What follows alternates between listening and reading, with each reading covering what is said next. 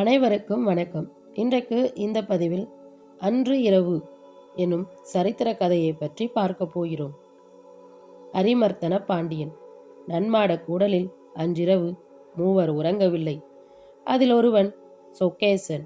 மனிதனுடன் மனிதனாக நடமாடி அவர்களுடைய சுகதுக்கங்களில் பகிர்ந்து கொண்டு வளையல் விற்று சாட்சி சொல்லி சங்க புதல்வர்கள் கருவடமாக்கி வாழையடி வாழையாக ஆண்டு வரும் பாண்டியர்களுக்கு மந்திரியாய் நல்லாசிரியனாய் தெய்வமாய் கை கொடுத்து வரும் சொக்கேசன் அழகன் உறங்கவில்லை. பிறவா நெறிகாட்டுவனுக்கு உறக்கம் ஏது, ஊனேது? அடுத்த நாள் ஓர் அரசன், பாண்டியன், அரிமர்த்தன பாண்டியன், இமயா நாட்டம் பெற்றவன் போல் சயன கிரகத்தில் மஞ்சத்தில் அமர்ந்து நினைவு கோயிலில் நடமாடி வந்தான். அறிவை அன்று நடைபெற்ற நிகழ்ச்சிகள் சரக்கூட்டம் போட்டன. நடைபெற்ற நிகழ்ச்சிகள் வாளுடன் தலையணைத்து காட்டி நகரின் வரம்பமைத்த பாம்பு மாதிரி அறிவு சக்கரவியூகம் போட்டது. பிரகாசம் கண்ணை குத்தி தூங்குவதற்கு ஊறு விளைவிக்காமல் இருப்பதற்காக அமைத்த நீலமணி விளக்கு அவனது மார்பில் கிடந்த ஆரத்தில் பட்டு சற்று அசையும் போது மின்னியது. கைவிரல் மோதிரத்தை நிரடிக்கொண்டே சாளரத்தின் வழியாக தெரிந்த சிறிய துண்டு வான்வெளியை நோக்கி கொண்டிருந்தான். அன்றிரவு கிருஷ்ணாபட்சத்து சந்திரன். அது உதயமாக இன்னும் 2 சாமம் கழிய வேண்டும். சாளர வரம்புக்கு உட்பட்ட தாரகைகள் 1, 2 தீர்க்கதரிசிகளின் அறிவு வரம்புக்குள் அடைபட்ட பிரபஞ்ச ரகசியங்கள் ஒரு குறிப்பிட்ட கோலத்தில் அமைந்து மனித உயிர் நாடும் வேட்கைக்கு சாந்தி தரும் சமயம் என்ற ஒரு குறிப்பிட்ட கோலத்தை காட்டுவது போல் ஜோதிட விற்பன்னர்கள் வகுக்காத ராசி மண்டங்களை அமைத்து காட்டியது. சாளரத்தின் உச்சியிலிருந்து வானத்துக்கு நேர்கோட்டில் ஆணியடித்து வைரம் பதித்தது மாதிரி அல்ல, மஞ்சள் கலந்து சிவப்புக்கள் பதித்த மாதிரி ஒரே ஒழுங்கில் அமைந்து நின்று அசைந்து கண் சிமிட்டியது. மன்னன் மனம் அன்றைய நிகழ்ச்சிகளை ஒரு வினாடி மறந்து தாரகை கூட்டத்தில் லயித்தது. மனம் ஒன்ற இருட்டுக்குள் இருளுக்குள் வரம்பு போட்ட மாதிரி கோபுரமும் கலசமும் திரண்டு உருவாயின. அதன் மத்தியில் அந்த விளக்குகள். என்ன, நன்மூர் கோயிலை கூடவா நாம் தினம் கும்பிட்டு மன உளைச்சல் என்ற சுமையை இறக்கி வைக்கும் சுமை தாங்கிய கோயிலை கூடவா மறந்துவிட்டோம் என்று நினைக்கிறான் பாண்டியன். தன்னை அறியாமல் மீசையை நெருடிக்கொண்டே சிரிக்கிறான். கோபுரத்தை தாண்டி ஒன்று தெரியும் துண்டு வானத்தில் ஒரு நட்சத்திரமும் கூட சிரிக்கிறது. 30 வயதுக்குள் எவனாவது திடீரென்று மனம் மாறி பரம் என்ற ஒரே நினைப்புடன் நடமாட முடியுமா? குதிரை வாங்க போன மாதிரி திரும்பி வரும்போது விழுந்து கும்பிடு என்று என் மனசே சொல்லும்படி எப்படி மாறிவிட முடியும்? கொண்டு போன பணத்தை என்ன செய்தான்? விரயம் செய்து போகத்தில் ஆழ்வதென்றால் அவன் உடம்பு அதை காட்டியிருக்குமே. அரிமர்த்தனன் மனசிலே அன்று பிற்பகல் மண்டபத்தில் நடைபெற்ற நிகழ்ச்சிகள் நினைவுக்கு வருகின்றன. அமாத்தியன் திருவாத ஊரான் பகல் முழுதும் கால் கடுக்க நடுவெயிலில் நின்று கல் சுமந்து கசையடிப்பட்டதன் சோர்வு சற்றும் காட்டாமல் வந்தபோது பூத்து அலர்ந்த புன்சிரிப்புடன் நிற்கிறான். அரசன் அரிமர்த்தன பாண்டியன் சிங்காசனத்தில் அமர்ந்திருக்கிறான். அமாத்தியரே, குதிரைகளுக்கு கொடுத்தனுப்பிய தொகை எங்கே என்று கேட்க, அவனை தவிர இவ்வுலகில் கொடுப்பவர் யார், கொல்பவர் யார் என்றான் அவன். வாத ஊராரே, அப்படியானால் பணம் வாங்கவில்லை என்று மறுக்கிறீரா என்றார் அரசர். குதிரை வரும் என்று சொல்கிறேன் என்றான் அமர்த்தியன். குதிரையை பற்றி நீர் கவலைப்பட வேண்டாம். பணத்தை என்ன செய்தீர் சொல்லிவிடும், உம்மை மன்னித்து விடுகிறேன் என்றான் அரிமர்த்தன பாண்டியன். அரசே, வாத ஊரார் கொண்டு சென்றது அரசாங்க பணம். அதை விரயம் செய்ய தங்களுக்கு கூட உரிமை கிடையாது என்பதை தாங்கள் எத்தனை முறை இந்த வாத ஊர் முன்னிலையிலே சொல்லியிருக்கிறீர்கள். மன்னிப்பது என்றால் பாண்டியன் தனது ஆட்சியை அழிப்பது என்பதே பொருள் என்று இடைமறிக்கிறார் ருத்திர சாத்தனார் என்ற மந்திரி. பணம் வந்துவிட்டால் போதுமா? சமயத்தில் குதிரைகள் கிடைக்காதனால் நாம் எவ்வளவு ஆபத்தான நிலையில் இருந்தோம். சோழன் திரட்டிய சேனை நம்மீது விழுந்திருந்தால் நாடு என்ன கதியாகும்? களப்பிரர்கள் சோழ நாட்டை சூறையாடாதிருந்திருந்தால் இன்று மீன்கொடியில் இரத்த கரைகள் அல்லவா படிந்திருக்கும். தோல்வி என்பது நமக்கு இல்லை. சொக்கேசன் உள்ளவரை, பாண்டியன் உள்ளவரை அந்நியன் தலை மண்ணில் உருளத்தான் செய்யும். இருந்தாலும் என்றார் ஏனாதிபதியான பகை கூற்ற சித்திரனார். வாத ஊராரி, என்ன சொல்கிறீர்? தொகை எங்கே என்கிறான் அரிமர்த்தனன். கொடுத்தவன் வாங்கி கொண்டான். குதிரைகள் வரும் என்கிறார் வாத ஊரார். அரசே, வாத ஊருக்கு வயது 30 தான். திருக்கோவையாரை பாடியவர் என்பதற்காக, அவரை நாம் சிறிது காலம் பார்க்காமல் இருந்து விட்டதற்காக ஜீவன் முக்தராகிவிட்டார் என்று நினைப்பது தவறு. சங்கரனார் நெற்றிக்கண்ணை திறந்தாலும் குற்றம் குற்றமே என்ற நாடு இது. சங்கரருக்கே அப்படியென்றால் வாத ஊருக்கு மட்டும் என்ன இலக்காரம் என்கிறார் ருத்திர சாத்தனார். வாத ஊராரே, என்ன சொல்கிறீர்? சித்தர்கள் போல பரிபாஷையில் பேசி ராஜாங்க நேரத்தை கழிக்க வேண்டாம். குதிரைகள் வரும் என்கிறீரே, எப்போது வரும் என்றான் அரிமர்த்தனன். வாத ஊரான் கண்கள் ஏற சொருகிவிட்டன. நின்ற நிலையிலேயே உள்ளோடு ஒன்றிவிட்டான். உதடுகள் குதிரைகள் குதிரைகள் குதிரைகள் என முணுமுணுக்கின்றன. பாண்டியன் மனசிலும் குதிரைகள் குதிரைகள் என்ற வார்த்தைகள் எதிரொலிக்கின்றன. பட்டி மண்டபத்துக்கு வெளியே சடபடவென்று ஆர்ப்பாட்டமான சப்தம். காவலர்கள் இருவர் ஓடி வருகிறார்கள். குதிரைகள் வந்துவிட்டன அரசே, குதிரைகள் வந்துவிட்டன என்று நமஸ்கரிக்கின்றனர். என்ன, குதிரைகளா? எங்கே என்று எழுந்திருக்கின்றான் மன்னன். சபையும் திரண்டு எழுந்திருக்கிறது. வீரக்கடல் முழங்க அரசன் மிடுக்குடன் வாசலுக்கு போகிறான். மந்திரி பிரதானிகள் பின்தொடர்கிறார்கள். பட்டி மண்டபத்திலே குதிரைகள் குதிரைகள் என்று தம்மை மறந்து ஜபிக்கும் வாத ஊராரையும் சிலைகளையும் தவிர யாரும் இல்லை. குதிரைகள் தாம் எத்தனை? 10. அக்குரோனிக்கு போதுமானவை. அவ்வளவும் வெள்ளை. குதிரை நோட்டம் தெரிந்த கணையக்காரர்கள் சுற்றி சுற்றி பார்க்கிறார்கள். ஒரு சுழி இருக்க வேண்டுமே. அத்தனையும் உயர்ந்த ஜாதி குதிரைகள். குதிரை பாகன்தான் கண்கொள்ளா காட்சி. அவனை அழைத்து சென்று அப்படியே முடிசிட்டு விடலாமா என்று கூட நினைத்தான் அரிமர்த்தனன். என்ன அசட்டுத்தனமான நினைப்பு! அவன் துருஷ்கனா, யவனனா, சேனகனா? கண்களிலேதான் அம்மம்மா, என்ன பயங்கரம்! சாட்டையை கொண்டு சிமிட்ட கொடுக்கிறான். அத்தனை குதிரைகளும் அணிவகுத்து நிற்கின்றன. பெற்றுக்கொண்டு சீட்டை கொடும், போக வேண்டிய வழி கணக்கில் அடங்காது என்றான் குதிரை பாகன். குரலில் இனிமையும் பயங்கரமும் கலந்திருந்தன. அரசன் முறிச்சீட்டில் கையெழுத்திட்டு தருகிறான். பாகன் வாங்கி கொண்டு வணங்கக்கூட செய்யாமல் போய்விடுகிறான். மன்னனும் மந்திரி பிரதானிகளும் பட்டிமண்டத்துக்குள் திரும்ப வருகிறார்கள். வாதவூரான் முகத்தில் சோகம் தேங்க, நடக்காதால் உன் நடியார் போல் நடித்து நான் நடுவே வீடகத்தே புகுந்திடுவான், மிக பெரிதும் விரைகின்றேன் என்று தழுதழுத்தபடி உருகி நிற்கிறார். வாத ஊராரே, என்னை மன்னிக்க வேண்டும். நான் ராஜ்யத்தை சுமக்கிறவன். அரசே, நான் உலகின் துயரத்தை வேதனையை சுமக்கிறவன் என்றான் அவன். வாத ஊராரே, அப்படி மனம் நொந்து கொள்ளக்கூடாது. தாங்கள் பழையபடி எனக்கு அமைச்சராகவே இருக்க வேண்டும். தாங்கள் இல்லாவிட்டால் இத்தனை குதிரைகள் கிடைக்குமா என்றான் அரிமர்த்தனன். அமைச்சர் மருத்துவமனை போல இருக்க வேணும் என்பதை நான் தங்களுக்கு சொல்ல வேண்டுமா என்கிறார் ருத்திர சாத்தனார். பகையை விரட்ட படைபலம் வேண்டாமா என்கிறார் ஏனாபதி. அரிமர்த்தனன் மனசு மறுபடியும் அந்த குதிரைகள் மீது, அந்த வெள்ளை குதிரைகள் மீது சவாரி செய்கின்றன. பகைவர்கள் தலை மீது நடமிடும் குதிரைகள். வாதவூரான் கொடுத்த குதிரைகள் அல்லவா? என்ன அறிவு, என்ன தூய்மை! தெய்வாம்சமாக, தெய்வமாக குதிரை பாகனை போலவே நின்றானே. நடுச்சாமத்தை உள்ளிட சங்கு விம்முகிறது, அலறுகிறது, முழங்குகிறது. அதன் ஓசையும் மடிகிறது. அது என்ன சத்தம்! தனிநரி ஊளையிடுகிற மாதிரி. அதன் குரல் ஒடுங்கும் சமயத்தில் ஆயிரம் ஆயிரமாக நரிகள் ஊளையிடுகின்றன. நன்மாட கூடலில் நரிகளா? குதிரை பந்தி இருக்கும் திசையில் இருந்தல்லவா கேட்கிறது. அரிமர்த்தனன் எழுந்து நிலாமுற்றத்துக்கு செல்கிறான். காதுகளை ஈடியிட்டு உடைவது போல் இரைச்சல். இருட்டில் கண்கள் துழாவுகின்றன. இருட்டை தவிர வேறு எதுவும் தெரியவில்லை. மன்னவன் வீரக்கடல் ஒலிக்க, உத்தரீயம் தரையில் புரள, மறுபடியும் சயன கிரகத்தில் நுழைகிறான். மஞ்சனத்தருகில் சாய்த்து வைத்திருந்த உடைவாளுடன் அறையை விட்டு விரைகிறான். வாசலில் தூக்கமும் மரிச்சியும் கண்களில் தேங்க, குழலும் மேலாக்கும் சரிய, துவண்ட நடையில் விளக்கெடுத்து முன் செல்கிறார்கள் பணிப்பெண்கள். அந்தி மங்கிய ஒளியில்தான் அவர்கள் என்ன அழகு! அரசன் அரண்மனை வாசலில் வந்து நிற்கிறான். குதிரை லாயத்தில் நரிகள் புகுந்து விட்டன அரசே. அவை நகருக்குள்ளும் பிரவேசித்து விடும் போல தெரிகிறது என்று கும்பிடுகிறார்கள் குதிரை பந்தியின் காவலர்கள்.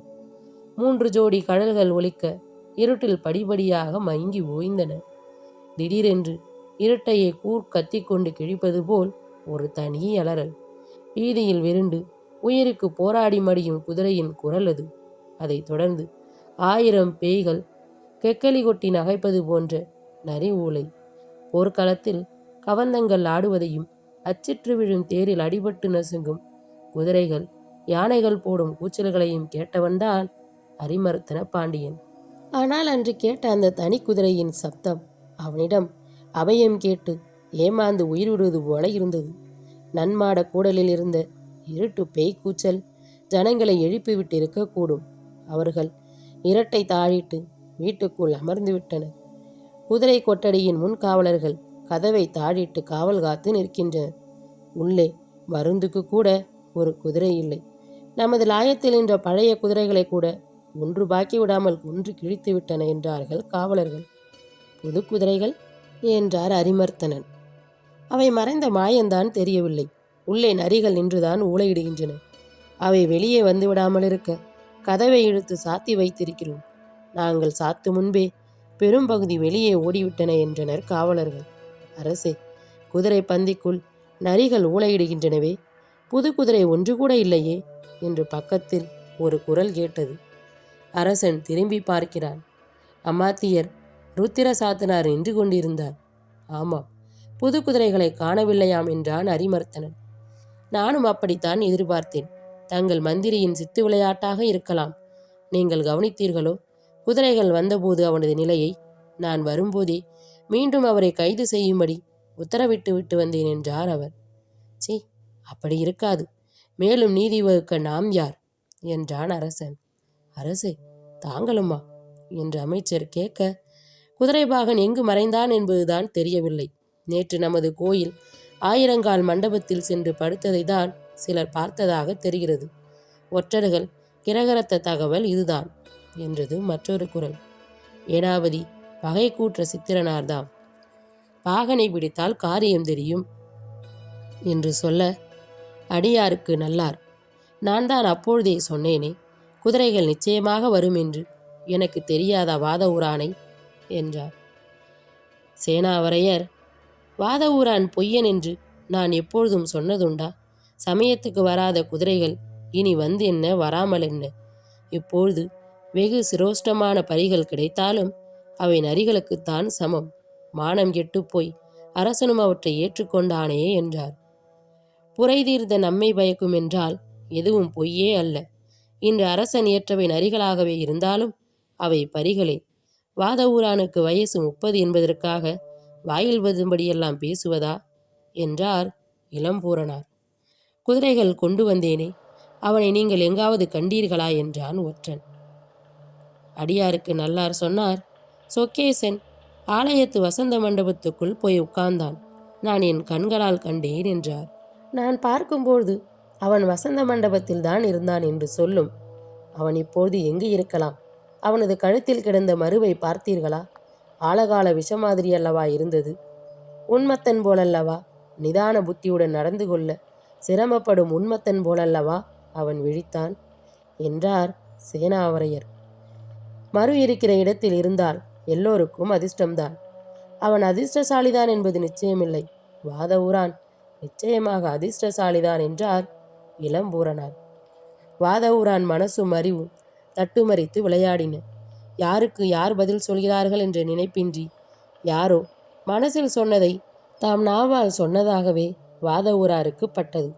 குதிரைகள் வாங்க வேண்டும் என்ற நினைப்பே அற்றுப்போகும்படி தம்மை இழுத்து உட்கார்த்திவிட்ட பெரியார் தம்மிடம் என்னத்தை கண்டுவிட்டார் என்பதுதான் முடிவில்லா புதராக அவரை மலைக்க வைத்தது. கல்லால நிழலில் அமர்ந்த தட்சிணாமூர்த்தத்துக்கு கண்கூடாக கண்டு ஸ்மரித்து பேசக்கூடிய ஒரு ரூபம் இருக்குமாகில் அது அவர்தாம். என்னை ஆட்கொள்வதற்காக அம்மையப்பனே அப்படி வந்தானோ? சி, நான் யார்? எனக்கு தகுதி என்ன? மனசில் அவன் மீது நாட்டம் இருந்துவிட்டால் போதுமா? கால் எடுத்து வைக்க முடியாமல் அறிவுதான் அடிக்கு 100 வேலிகள் கட்டுகிறதே. அப்படிப்பட்ட அறிவு என்னை ஆட்கொண்டு என்னை அளந்து நிற்கும்போது அவனால் தான் வர முடியுமா? என்னால் தான் அவனிடம் போக முடியுமா? பாண்டியனிடம் சமத்காரமாக பேசிவிட்டதால் நான் செய்த காரியம் சரியாகிவிடுமா? அவன் கொடுத்தானாவது, அவன் வாங்கி கொண்டானாவது. அவன் அரிமர்த்தனாக வந்து கொடுத்த பொழுது அரிமர்த்தனாக நிற்கும் அவனிடம் கணக்கு காட்டுவதை விட்டு வேதாந்தம் பேசி என்னை நான் பொய்த்து கொண்டேனே. என்னை விட நெஞ்சரி கல்வன் எவன்? என்னையும் நம்பி பணத்தையும் கொடுத்தானே பாண்டியன். பாண்டியன் பணம் கரையும் பொழுது காலம் நின்றதே, கலனை அழித்ததே. அந்த பெரியவரை நான் திரும்பவும் பார்க்க வேண்டுமே. அவர் அருகில் இருந்தால் தாய்மடியில் இருப்பது போலல்லவா இருந்தது. அவர் என்னிடம் என்ன சொன்னார்? என்னத்தை தான் சொல்லவில்லை. அவர் சொன்னதை வேதமும் வேதாந்திகளும் சங்கரனும் சொல்லத்தான் செய்திருக்கிறார்கள். அவர் சொன்னதன் நுட்பம் வார்த்தைக்குள் இல்லையே. குரலிலா, கண்ணிலா அவர் எதை கொண்டு என்னை இழந்து விட்டார்? எனக்கு தெரிந்ததை தான் சொன்னார். ஆனால் தெரிந்தது என நான் நம்பி இருந்ததற்கு எவ்வளவு உள்ளுரை கொடுத்து விட்டார். தாமே குதிரைகள் வரும், நீ உன் குதிரைகளை அடக்க கற்றுக்கொள் என்றாரே சிரித்துக்கொண்டு. அப்பொழுது பாண்டியனும் அவனுடைய குதிரைகளும் அவனுடைய குதிரை வேட்கையும் இந்த பிரபஞ்ச லீலையில் எவ்வளவு அற்புதமாக துச்சமாக பட்டன. நமது பார்வைக்குள் பட வேண்டாத ஒன்றாக படும்படி செய்துவிட்டாரே. நானா பணத்தை எடுத்து கொடுத்தேன்? இந்த பிரபஞ்சமே எடுத்து கொடுத்தது. அதற்கு பாண்டியன் என்னை வெயிலில் நிறுத்த வேண்டும், கசையடி கொடுக்க வேண்டும், கண்ணை பிடுங்க வேண்டும், யானையை விட்டு என் தலையை இடற வேண்டும். இவையெல்லாம் அற்பத்துக்கு அற்பமான காரியங்கள். பாண்டியனது குதிரை வேட்கை மாதிரி பிரபஞ்சத்தின் பார்வையில் பட வேண்டாத ஒன்று. என்னுடைய கட்சியும் பாண்டியன் கட்சி போன்றதுதான். மதுரை அதிர்ஷ்டம் பெற்ற ஊர்தான். பாண்டிய நாடு அதிர்ஷ்டம் பெற்ற நாடுதான். என்னை எப்படியாவது நீதியின் ஆதிக்கத்திலிருந்து பாதுகாப்பதற்காக என்ன பாடுபட்டான். அவனுக்கு குதிரையை பற்றி கூட அக்கறை இல்லை போலிருக்கிறது. நீதி என்ற ஒன்று திருப்தி அடையும்படி நான் பதில் தந்துவிட்டால் என்னை பாதுகாத்து மறுபடியும் இந்த மந்திரி உத்தியோகலிங்கத்தை மாட்டிவிடும். அவனுக்கு என்ன ஆசை? அரிமர்த்தனும் அதிர்ஷ்டசாலிதான். என் உயிருக்கு உயிரான ருத்திர சாத்தனும் ஏனாதியும் சத்திர வைத்தியர்கள் போலல்லவா நடந்து கொள்கிறார்கள். மனித வம்சம் அனாதி காலம் தொட்டு இன்று வரை இனிமேலும் அருகு போல படர்ந்து கொண்டே இருக்க கண்களை கட்டிக்கொண்டு நடக்கும் நீதியின் பின்புறமாக தம் மனசை செப்புக்கோட்டைக்குள் சிறை செய்து நடந்தார்களே, அவர்களல்லவா மந்திரிகள். மந்திரிகள் என்று உலகத்தில் வேடமிட்டால் மந்திரியாகவே நடிக்க வேண்டும். இடையிலே வேஷத்தை கலத்தி கொள்ளலாமா? அது மனு தர்மமாகாது, உயிர் தர்மம். உயிர் தர்மத்துக்கு அரசனது பட்டி மண்டபத்தில் இடம் கொடுக்க முடியாது. கொடுத்தால் பட்டிமண்டத்தில் வௌவாலும் குறுநரியும் கொண்டாடி நடக்குமே. குதிரைகளா? பாண்டியனுடைய பணியாளர்கள் அல்லவா வந்து சொல்கிறார்கள். குதிரைகள் வந்துவிட்டனவோ? குதிரைகளாவது வருவதாவது. பணம் போன திக்கில் குதிரைகள் ஏது? உன்னை ஆட்கொண்ட ஐயன் அன்று கல்லாலின் அடியில் உன்னையே உருவாக்கிவிட்டவன் உன்னை காப்பாற்ற குதிரைகளை கொண்டு வந்து விட்டானா? என்ன ஆபத்து? எனக்காக, என் பொய்க்காக, என்னுடைய நிலையில்லா மனசுக்காக என்னுடன் சேர்ந்து தெய்வமே, என்னுடைய குருதேவனே, அந்த பொய்யை நிலைநாட்ட துணிந்தானா? நான் கொடுக்காத தொகைக்கு குதிரைகளா?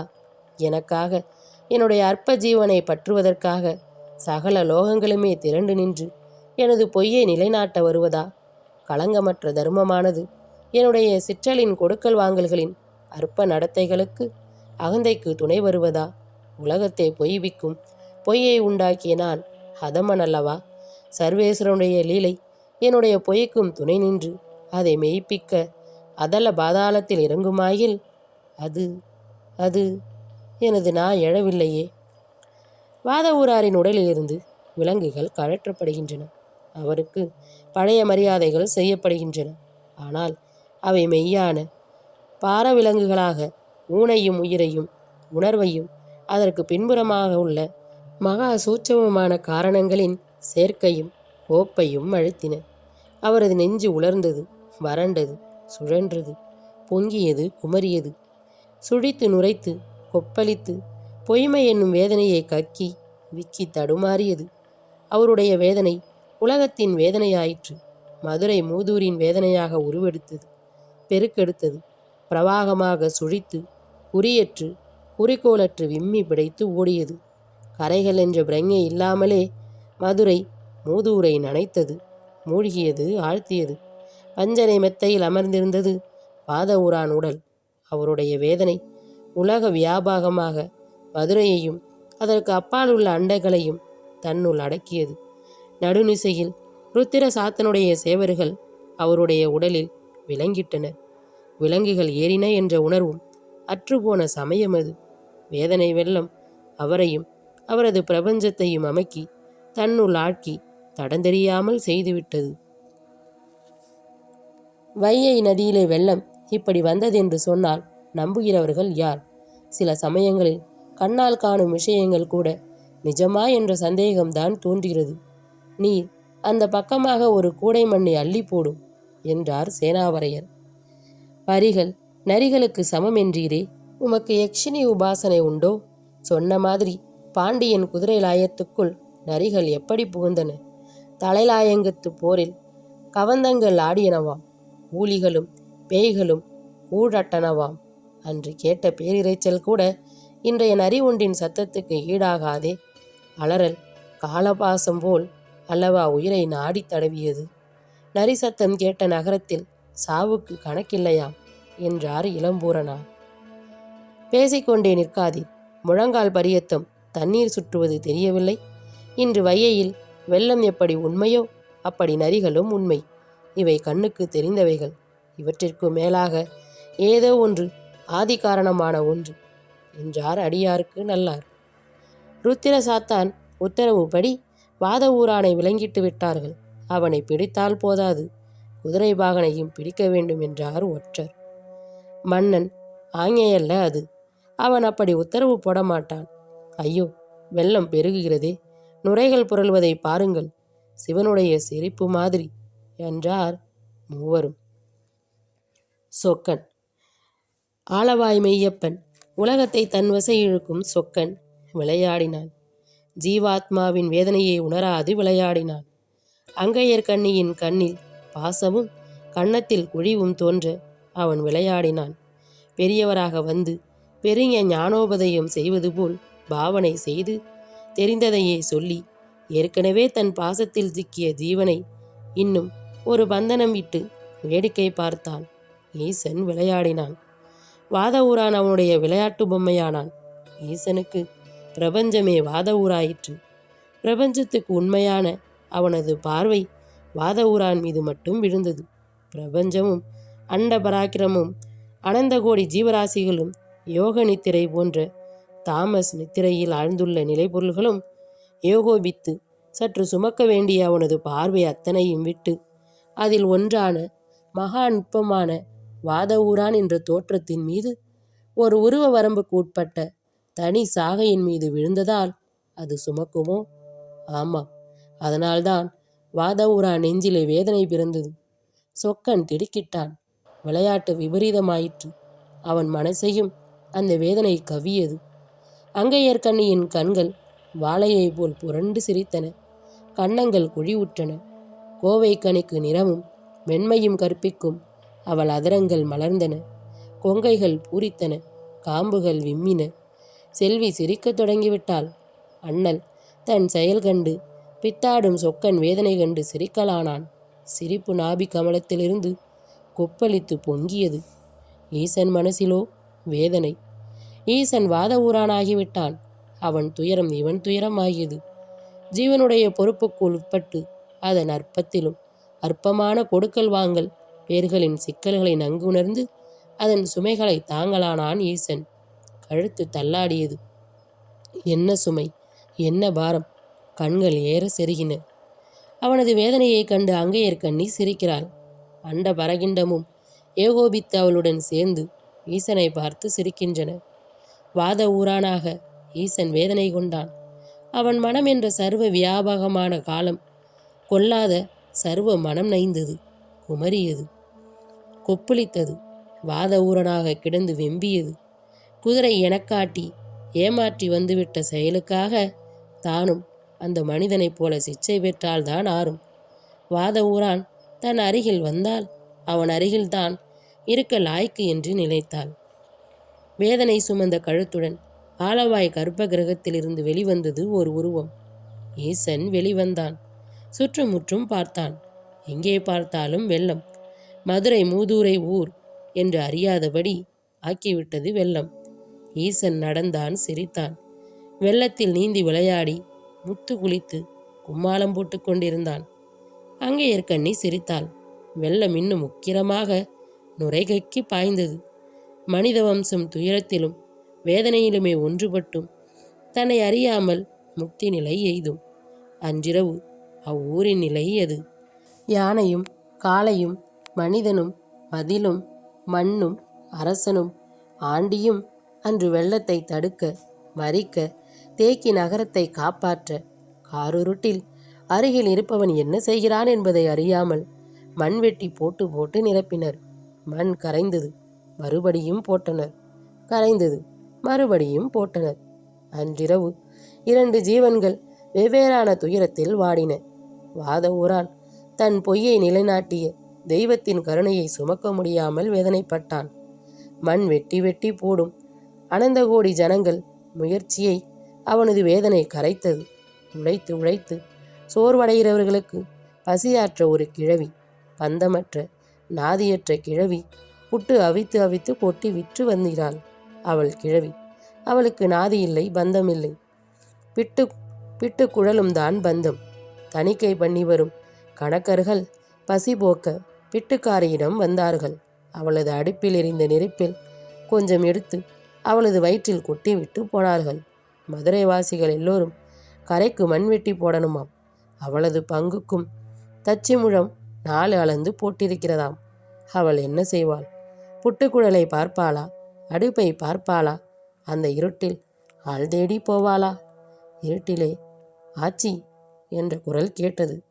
அதிலே எக்களிப்பும் பரிவும் கலந்திருந்தன. வேதனை வெள்ளத்தில் முத்து குளித்த ஈசன் குரல் அல்லவா? யாரப்பா, புட்டு வேணுமா என்று கேட்டாள் ஆச்சி. என்ன ஆச்சி, புட்டா அவைக்கிறாய்? புட்டு நன்றாக இருக்குமா என்கிறான் ஈசன். என்னப்பா, இப்படி வா, உன்னை வெளிச்சத்தில் நல்லா பார்க்கட்டும்.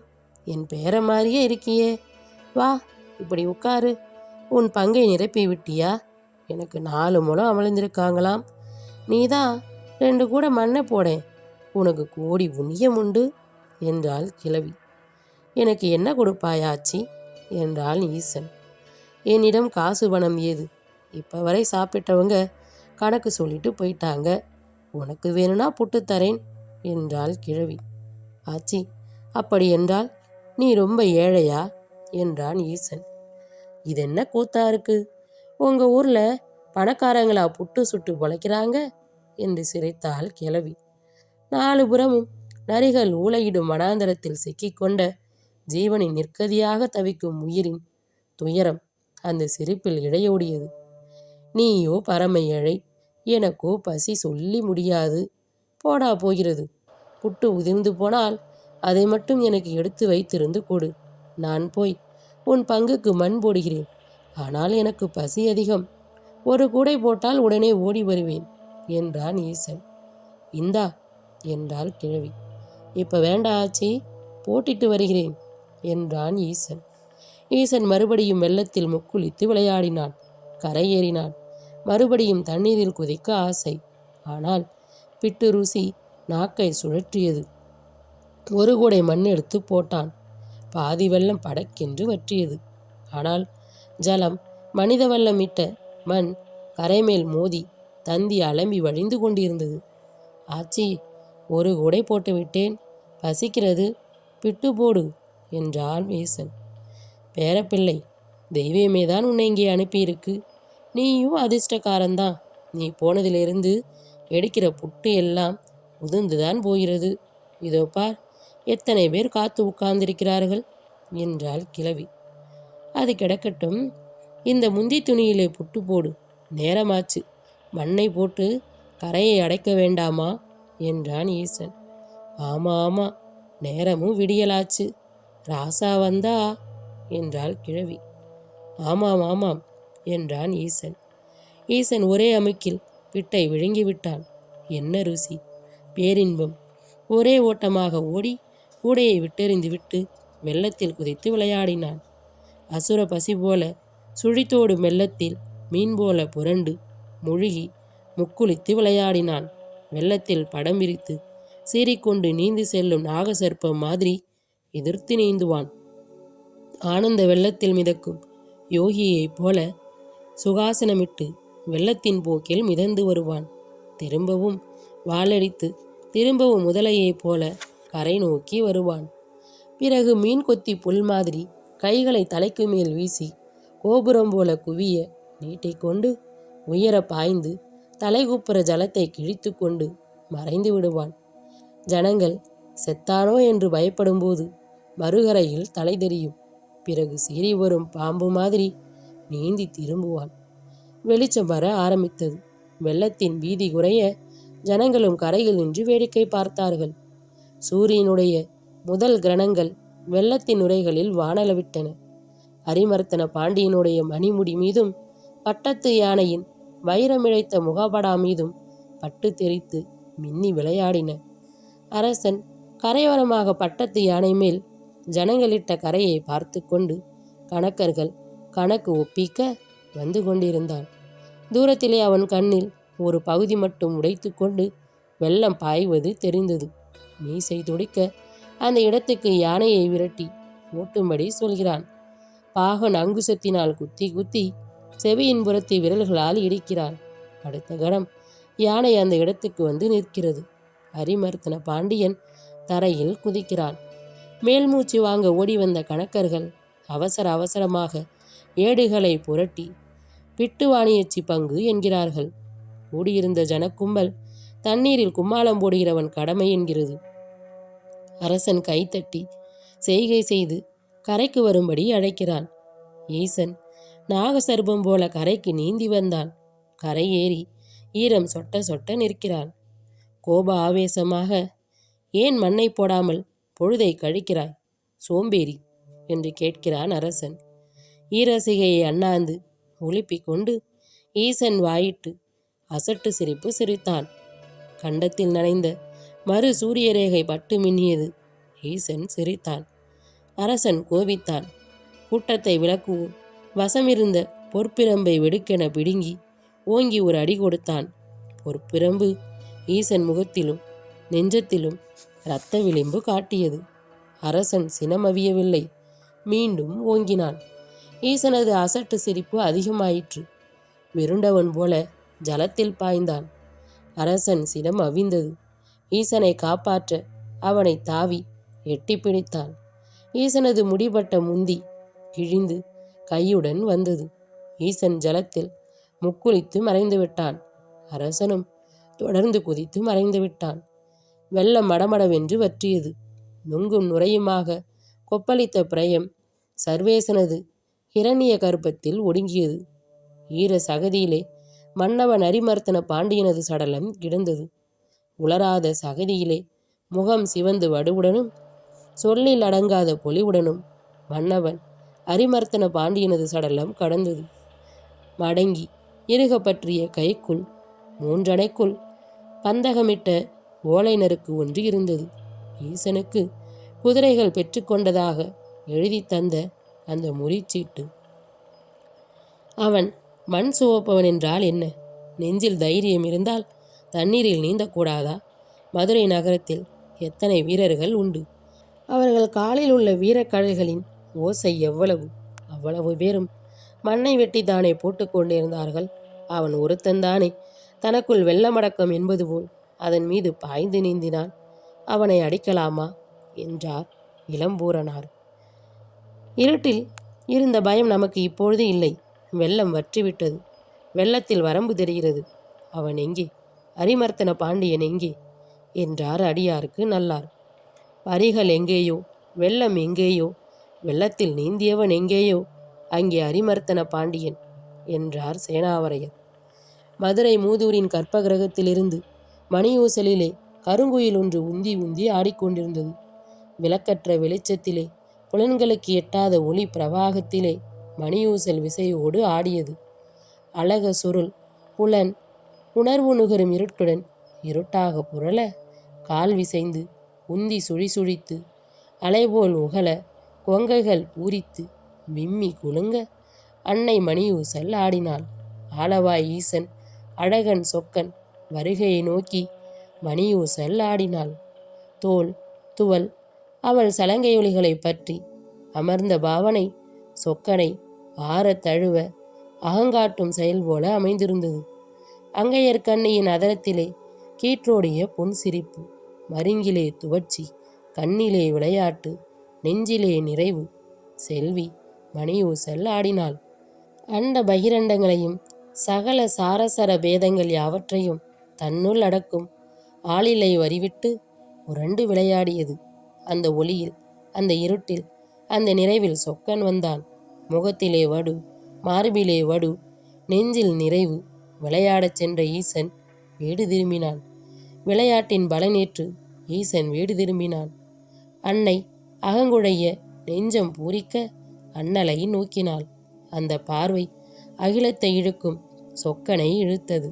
தானாக தன்னில் ஒரு அம்சமாக பிரபஞ்சத்தை கொண்ட ஈசனது அகன்ற மார்பில் அன்னை துவண்டாள். மணியூசலிலே வேகமும் கனலும் வேட்கையற்ற வேட்கையும் இரண்டு சர்ப்பநாகங்கள் உயிர் பாசத்தினால் பின்னி பிறழ்வது போல் ஏதோ ஒரு தோற்றம்தான் அந்த இருட்டில் தெரிந்தது. அன்னையின் நெஞ்சு சுரந்தது. ஈசனின் வேதனை அணிந்தது. மணியூசல் விசை கொண்டு உயிர்த்து பொங்கியது. வாமபாகத்தில் தன்னில் ஒரு அம்சமாக அன்னையை அமர்த்தி வலக்கரம் கொண்டு சங்கிலியை பற்றி விரல் கொண்டு ஊன்றி ஆடினாள். பாதத்தின் அடியில் முயலகன் முதுகு சற்று வளைந்து கொடுத்தது. கொடுமை என்ற அவனது கோர பற்களிடையிலும் புன்சிரிப்பு என்ற எழில் நிலா பொங்கியது. வாமபாகம் அமர்ந்த அன்னை இடக்கரம் ஒரு சங்கிலியை பற்றியது. அவளது பெருவிரல் ஈசனது பெருவிரலில் பின்னி பிணைந்து உந்தியது. அடித்ததற்கு பலன் அரியணைக்கு பதில் அரண்மடி போலும் என்றாள் அன்னை. அவர்களது மடி மீது அரிமர்த்தன பாண்டியன் அமர்ந்திருந்தான். சிசுவை போல கவலையில்லை, எதுவும் இல்லை. வாதவூரா நெஞ்சில் வெள்ளம் அடங்கவில்லை, வழிநடையும் துறந்தான் என்றான் ஈசன். பொற்பிரம்பு ஈசன் முகத்தில் விழுந்தது. பொற்பிரம்பின் அடி அவனது மார்பில் விழுந்தது, நெஞ்சில் விழுந்தது, அப்புறத்து அண்டத்தின் முகடுகளில் விழுந்தது, சுழலும் கிரகங்களின் மீதும் விழுந்தது, சூழலுற்ற ஜீவராசிகளின் மீது விழுந்தது, கருவூரில் அடைபட்ட உயிர்கள் மீது விழுந்தது, மண்ணின் மீது, வனத்தின் மீது, 3 கவடாக முளைத்தெழுந்த தன் மீது, முன்றிலில் விளையாடிய சிசுவின் மீது, முருவளித்த காதலியின் மீது, காதலின் மீது, கருத்தின் மீது, பொய்மையின் மீது, சத்தியத்தின் மீது, தர்மத்தின் மீது அந்த அடி விழுந்தது. காலத்தின் மீது விழுந்தது. தர்மதேவனுடைய வாள் மீதும் விழுந்தது. சாவின் மீது, பிறப்பின் மீது, மாயையின் மீது, தோற்றத்தை கடந்தவன் மீது, வாதவூரான் மீது, வாதவூரான் வேதனையின் மீது, அவன் வழிபட்ட ஆசையின் மீது, அவனது பக்தியின் மீது அந்த அடி விழுந்தது. அங்கையர்கண்ணியின் மீது விழுந்தது. அவளது நெற்றி திலகத்தின் மீது, கொங்கை குவட்டின் மீது அந்த அடி விழுந்தது. இத்துடன் இந்த கதை நிறைவடைகிறது. அடுத்து வரும் பகுதியில் மற்றொரு நல்ல கதையுடன் சந்திப்போம். நன்றி, வணக்கம்.